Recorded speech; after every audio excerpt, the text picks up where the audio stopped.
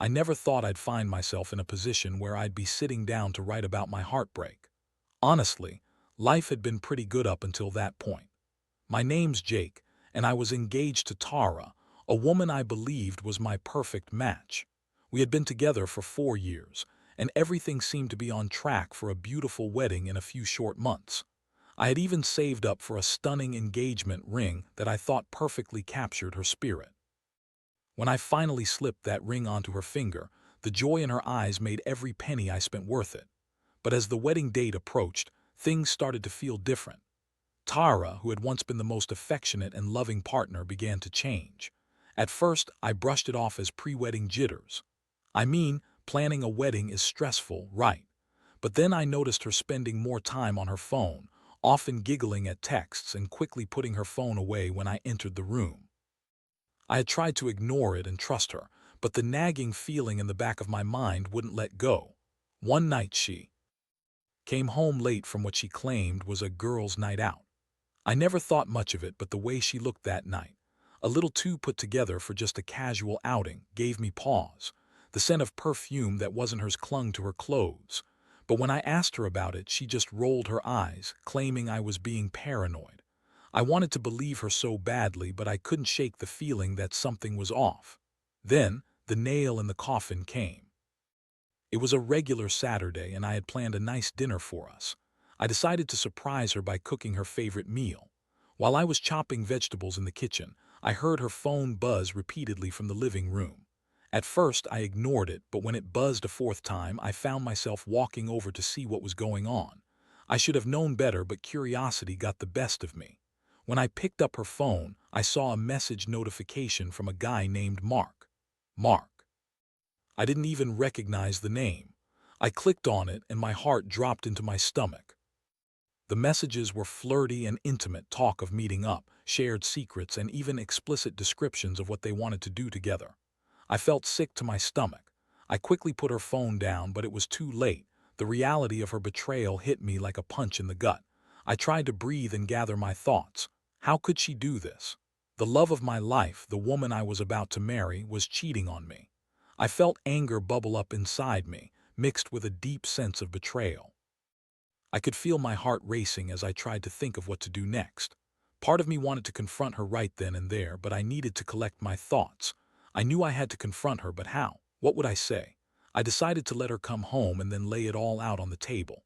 When she walked through the door, I could see she was in a good mood, blissfully unaware of the storm brewing inside me.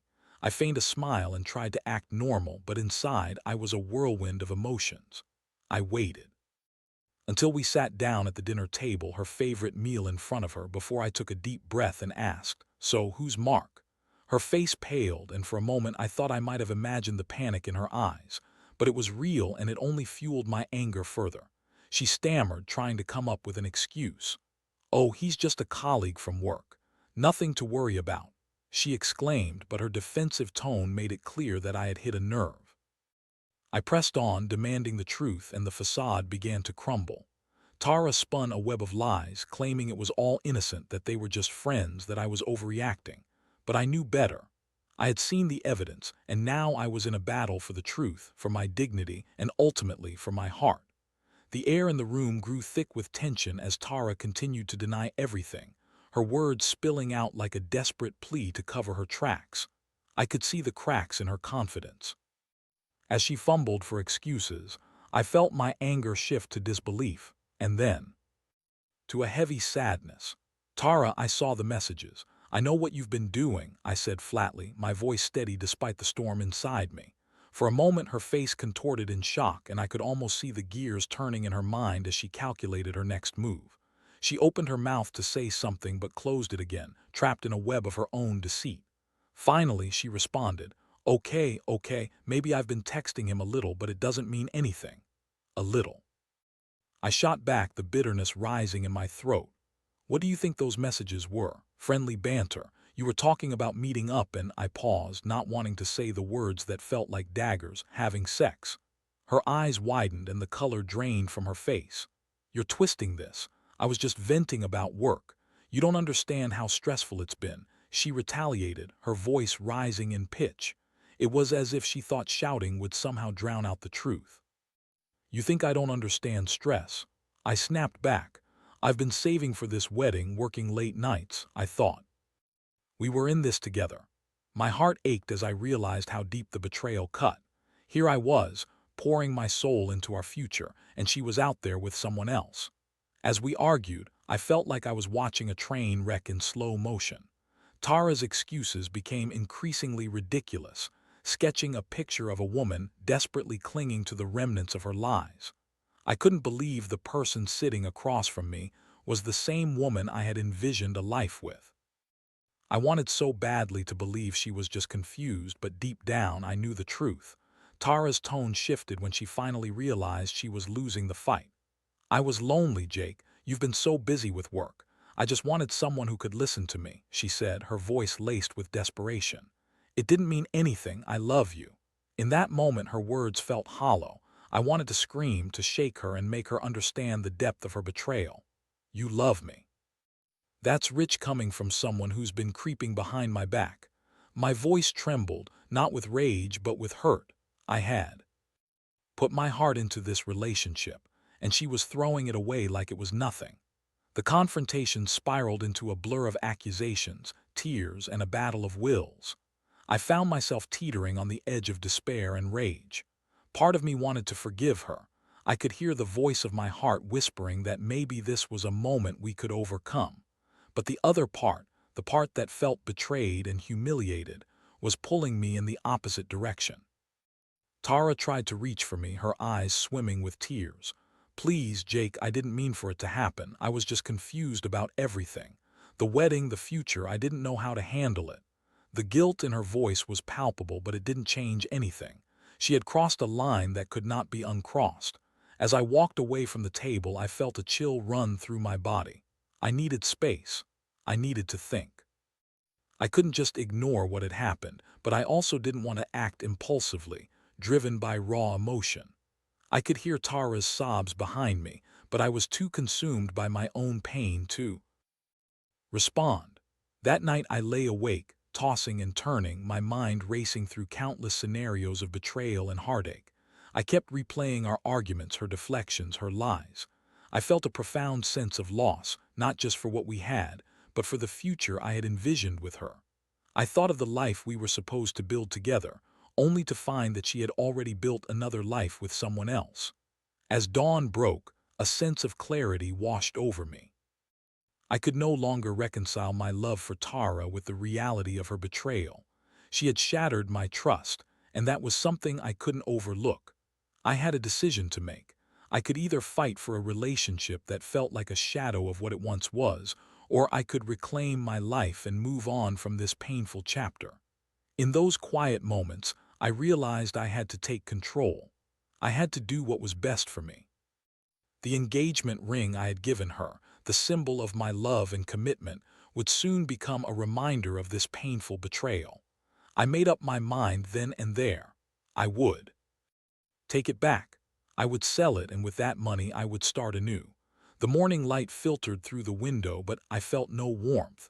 Instead, I was engulfed in a heavy blanket of betrayal and loss. I had made my decision, and there was no turning back. I needed to confront Tara again, but this time it would be different. I was no longer the passive partner in this relationship. I was taking charge of my own life. After a quick breakfast, I found Tara sitting on the edge of the bed, her eyes swollen from crying. She glanced up at me, her expression a mix of hope and fear. I could see the remnants of the person I once loved, but I couldn't help but feel a twinge of disgust at how easily she had tossed our commitment aside. "Jake, can we talk?" she asked hesitantly. "Yes, we can talk, but I think we need to be clear about where we stand," I replied, my voice steady. I felt a sense of empowerment wash over me. No more excuses, no more sugarcoating the truth. I know I messed up, but I promise I'll make it right. I'll cut things off with Mark. We can fix this, I swear, she pleaded, her voice trembling. I could hear the desperation in her tone, but I remained resolute. "Tara, it's not just about you cutting things off. You broke my trust. You lied to me, and I can't just forget that." I watched as her expression crumbled. It was a painful sight, watching the realization settle in that I wasn't going to take her back easily. "But I love you. We can work through this," she insisted, her words falling flat against the weight of my resolve. I thought you loved me too, but love doesn't look like this, I said, shaking my head. What you did was more than just a mistake. It was a choice you made, and now I have to make mine. As I spoke, I felt a sense of clarity that was both liberating and terrifying. I want the ring back, I said, my voice firm. Tara's face fell and she shook her head in disbelief. You can't be serious. That ring symbolizes our love, our future together, she exclaimed. You're going to throw all of that away over one mistake. It's more than just a mistake, Tara. This isn't just about the ring, it's about trust, respect, and the future I thought we would share. I took a deep breath, steeling myself against the hurt I felt. I'm taking it back because I can't keep a symbol of something that's been shattered. Tara looked up at me, her eyes pleading like a child who had lost their favorite toy. Please, don't do this. I'll do anything to make it right. Her voice cracked, and I hated myself for feeling even a hint of sympathy. But I had to remind myself that this wasn't about her anymore. It was about me reclaiming my dignity. I walked over to my dresser where I had placed the ring after I'd managed to keep it hidden from her. I held it in my hand, the diamond glistening in the light, a cruel reminder of what we once had. I saved for this, you know. I thought you were worth every sacrifice, every late night at work. But now it just feels like a betrayal, I said, my voice strained. Tara's eyes filled with tears as she watched me slide the ring from its box. You really don't want to try? She asked softly, desperation lacing her words. I met her gaze, my heart heavy. I can't, we can't, not after this. As I turned to leave, I felt her hand grip my arm. Jake, please, she whispered, but I gently pulled away. I didn't want to be swayed by her tears anymore. I had to focus on my own healing. I headed out to the nearest jeweler, feeling the weight of the ring in my pocket, a tangible reminder of the life we were supposed to build together. The shop was small but reputable, and as I walked in, the bell chimed softly, almost mockingly. The jeweler, an older man with kind eyes, greeted me with a smile, but it quickly faded when he saw the somber expression on my face. What can I do for you today? He asked, and I took a deep breath. I want to sell this, I replied, pulling out the ring. His eyes widened slightly and he examined it carefully. A lovely piece. Are you sure about this? I nodded, my resolve firm. I need to move on. It's time to turn the page. As the jeweler began to assess the value, I felt a strange mix of sadness and relief wash over me. Selling the ring felt like severing the last tie to a relationship that had turned toxic. After a brief negotiation, I walked out of the shop with cash in hand. It wasn't a fortune, but it was money I could use to start anew. I felt lighter, as if a significant weight had been lifted off my shoulders. For the first time in days, I felt a flicker of hope. I had taken a bold step towards reclaiming my life, and now it was time to figure out what that life would look like without Tara. As I drove home, I thought about the next steps. It was clear that I couldn't stay in the same place, not with all the memories haunting the corners of our shared home. I needed a change, a fresh start. I began mapping out a plan in my mind, feeling the urge to rediscover who I was outside of our relationship. Back at home, I was met with an eerie stillness. The silence felt oppressive, almost as if the walls themselves were judging me for what had happened.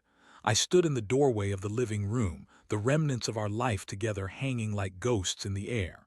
It was all so surreal. Just days ago, I had been blissfully ignorant, excited for our future. Now, I felt like a stranger in my own home. I took a moment to gather my thoughts. The money from the ring felt significant. It represented not just a financial transaction, but a pivotal moment of reclaiming my autonomy. I knew I couldn't wallow in the pain of betrayal anymore. I had to act. I needed to pack up my things and find a new place, somewhere I could start fresh without the constant reminder of what Tara had done.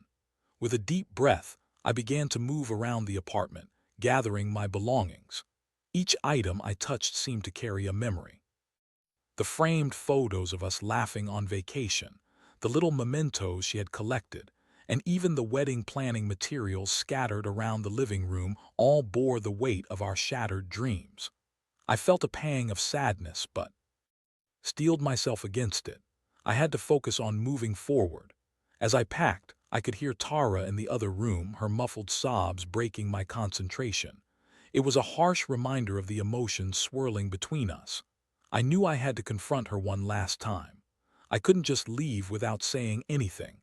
I owed it to myself to have a final conversation, to express how I felt, even if it wouldn't change anything.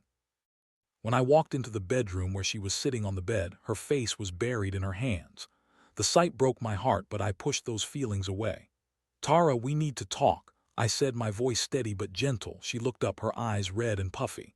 "Jake, I'm so sorry. I know I messed up. I didn't mean to hurt you. I just got caught up in everything."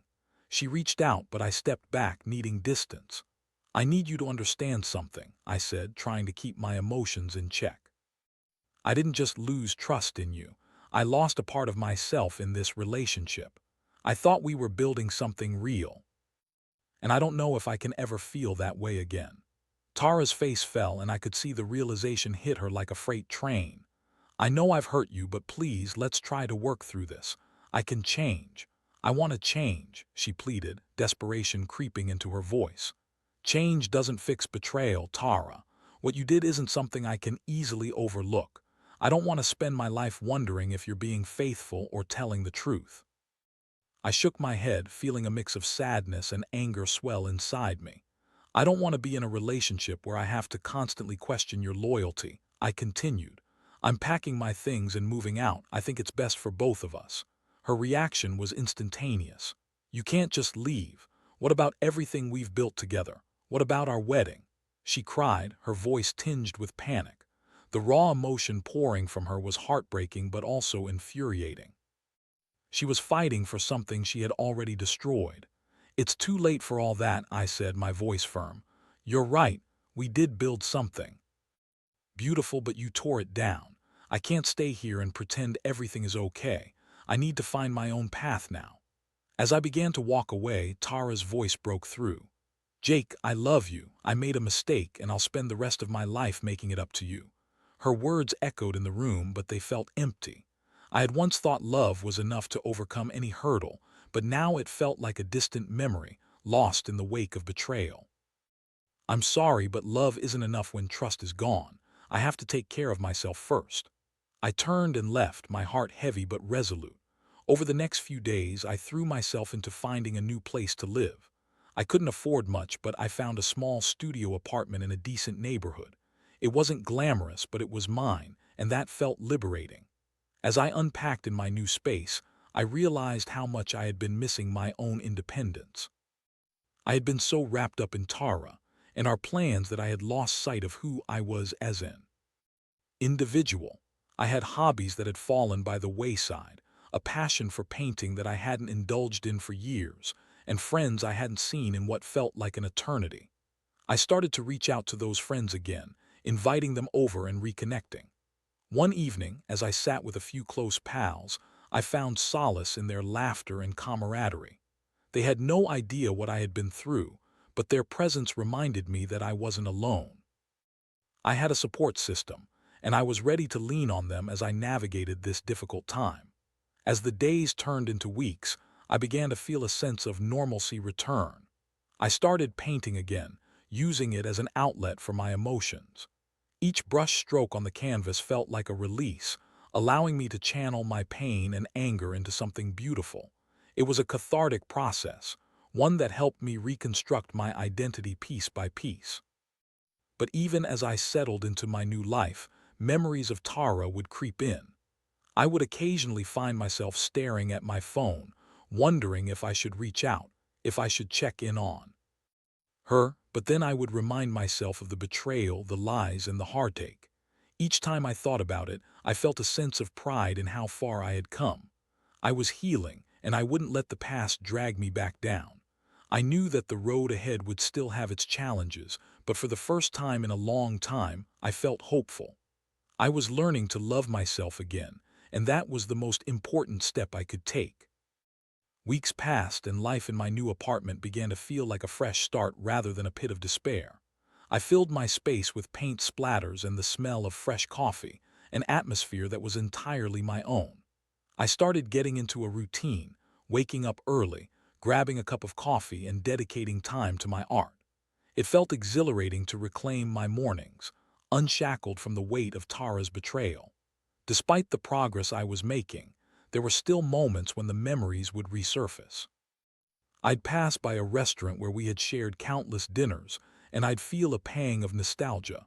I'd hear a song on the radio that brought me back to a moment we had danced together in our living room, and for a brief second, I'd forget the pain. But those moments became fewer and farther between, like fleeting shadows fading into the light of my newfound independence. One Friday night, I decided to host a small gathering at my studio apartment. I invited a few friends over, and the anticipation of laughter and good company was invigorating. As I prepared snacks and organized my paintings, I felt the weight of the past lift just a little more. The doorbell rang, and one by one, my friends arrived, bringing with them a sense of joy that filled the room.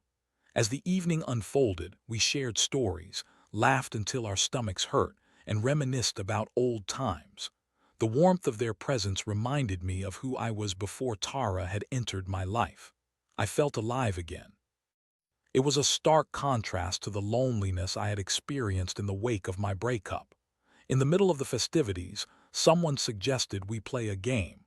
We gathered in the living room, drinks in hand, and as we played, I could feel the connection growing stronger among us. It was during one of those rounds that Sarah, a friend I hadn't seen in a while, turned to me with a serious look. "Hey Jake, I just want to say how proud I am of you. I know things have been rough, but you're handling this breakup with so much strength. You're an inspiration." Her words hit me like a tidal wave. "Thanks, Sarah," I replied, genuinely touched. "I'm just trying to figure things out one day at a time." I realized in that moment how much my friends had supported me without even realizing it. This gathering was proof that I wasn't alone, that I was surrounded by people who cared about me. The night rolled on, but a piece of me still felt unsettled. I hadn't heard from Tara since I moved out, and while part of me felt relieved, another part wondered if she had managed to move on too. I pushed the thought aside, reminding myself that her choices were not my responsibility. I was reclaiming my life, and that was what mattered. A few days later, I couldn't shake a feeling of unresolved issues. I had seen the way Tara fell apart during our last conversation, and while I hated what she had done, I didn't want to be the person who held on to resentment forever. I decided to give myself closure. I wasn't looking to patch things up, not at all, but I needed to share my feelings one last time. After some deliberation, I picked up my phone and drafted a text. It felt strange to type her name again, but the urge for closure was strong. "Tara, can we talk? I think it's time we clear the air." I pressed send, my heart racing as I did. I was surprised to find that I didn't feel anxious. Instead, I was calm and collected, ready to face whatever response came my way. A few hours later, my phone vibrated with her reply. "I'd like that. Can we meet at the coffee shop where we used to go?" I felt a mix of apprehension and relief at her willingness to meet. It would be strange, but I was determined to approach the conversation with an open heart. No anger, just honesty. When the day arrived, I found myself sitting at a table in the corner of the coffee shop, my hands wrapped around a warm mug. The scent of freshly brewed coffee wafted through the air, but it did little to calm my nerves. I had been rehearsing what I wanted to say, but as I sipped my drink, I found my thoughts scattered. Tara arrived a few minutes later, looking nervous but determined. She spotted me and approached with cautious steps. I offered a small smile, and she returned it, albeit with a hint of sadness. "Thanks for meeting me," she said, her voice shaky. "Of course." "I wanted to talk," I replied. The atmosphere felt heavy with unspoken words. We settled into a rhythm of small talk, the kind that used to come so easily to us, but it quickly turned into the topic that had drawn us together. "I've thought a lot about what happened," she began, her eyes searching mine for understanding. "I know I hurt you deeply, and I can't change that. I just wish I could take it all back." I nodded, feeling the ache of her words. "I've thought about it too," I said. "What you did changed everything for me. I can't overlook the lies. I get that. I was selfish and scared. I didn't know how to handle my feelings," she confessed, tears glistening in her eyes. "I didn't want to lose you, but I also didn't realize what I had until it was gone. Losing what we had has been painful," I admitted, "but I've also realized that I have to prioritize my own happiness now." This was my moment to lay out my truth. I'm not looking for us to get back together. I need to move on, and I hope you can understand that." Tara nodded, her expression solemn. "I do. I know I messed up, and I wouldn't blame you if you never wanted to see me again, but I'm really sorry for everything. I hope one day you can forgive me." There it was, the admission I had been waiting for, but true forgiveness would take time. "I'll need time," I said honestly. "I'm not there yet, but I appreciate your honesty. That's a start." We spent the next hour sharing stories and reflections, no longer mired in past betrayals but acknowledging what we had shared. It was a strange form of closure, but it felt necessary. By the time we finished, I felt lighter, as if a weight had been lifted from my chest. As we parted ways, I realized that while Tara would always be a significant chapter in my life, she was no longer the main character. I walked away from the coffee shop with a strange sense of peace. I had faced my past, and though it was painful, I was ready to embrace my future. With renewed hope, I decided it was time to refocus on my art and my friends. I began planning an exhibit for my paintings, a way to share my journey and healing process with others. I wanted to create something beautiful from the ashes of my heartbreak, something that would remind me of my strength and resilience. As I stepped into my studio, surrounded by canvases filled with color and emotion, I felt a sense of purpose. I was moving forward, not just away from Tara, but towards the life I had always wanted for myself. And that, I realized, was the most important lesson I had learned through this experience. The weeks following my conversation with Tara felt like a whirlwind of creativity and self-discovery. I poured my heart into my art, each brushstroke a cathartic release of the emotions I had bottled up for so long. My studio became a sanctuary, a place where I could explore my feelings without fear of judgment or betrayal. I found myself experimenting with colors and techniques, channeling the pain of the past into vibrant pieces that reflected my journey. As my exhibit date approached, the excitement in the air was palpable. I invited my friends and family, eager to share this new chapter of my life with those who had stood by me through the heartbreak. The night of the opening, I felt a mixture of nervousness and anticipation. I had worked hard on each piece, and I hoped that others would feel the emotions behind them. When the doors opened, the gallery filled with warmth and laughter. People wandered through, admiring my work, and I felt a swell of pride in their appreciation. Friends approached me with compliments, their support wrapping around me like a warm blanket. This was a celebration of resilience, a testament to my journey from heartache to healing. I saw Sarah in the crowd, her face lighting up as she stepped in front of one of my paintings. "This is amazing, Jake. You've captured so much emotion here. I can't believe how far you've come," she said, her enthusiasm infectious. I smiled, grateful for her unwavering support. As the night progressed, I found myself engaged in conversations with visitors, sharing the stories behind my artwork. It felt liberating to discuss my journey openly, to articulate the pain and triumph that had shaped my path. I could see the impact my words had on others, and it was a reminder that healing could inspire and connect us all. Midway through the evening, I noticed Tara standing at the edge of the gallery, her presence unexpected but not unwelcome. She looked out of place, her expression a mix of apprehension and curiosity. I had debated whether or not to invite her, unsure of how I felt about seeing her again. But there she was, wearing an uncertain smile, and I felt a rush of conflicting emotions. I approached her, my heart pounding. "Tara," I said, my voice steady, "I didn't think you'd come. I almost didn't, but I wanted to see your work. I'm proud of you, Jake," she replied, her eyes searching mine for a hint of reconciliation. "Thank you," I said, appreciating her honesty. "It means a lot to me that you're here." We shared a moment of silence, both of us standing in the midst of the art I had created from my pain. "You've really turned things around," she said softly. "I know it's been a long road. I just want you to know that I'm genuinely sorry for everything." "I appreciate that," I replied, feeling the weight of her words. We stood there, two people who had once shared so much, now facing the reality of our separate paths. "But I need to be clear. I'm moving on, and I hope you can do the same." Her expression softened, and I could see a flicker of understanding in her eyes. "I know, and I'm happy for you. You deserve to be happy." We exchanged a few more words, a tentative acknowledgement of the past and the growth we had both experienced. It was a bittersweet moment, but it was also freeing. I felt as if a chapter was closing, and with that closure came a sense of liberation. As the night wound down, I found myself reflecting on how far I had come. I had faced my demons and emerged stronger, more in tune with my passions and desires. I had learned that it was possible to rebuild after betrayal, to find joy and fulfillment in the aftermath of heartache. In the days that followed, I continued to embrace my new life. I built deeper connections with friends, rediscovered my love for painting, and began exploring new opportunities. I even started volunteering at a local community center, teaching art classes to kids. It felt rewarding to share my passion with others and to inspire creativity in young minds. Through it all, I learned to embrace vulnerability.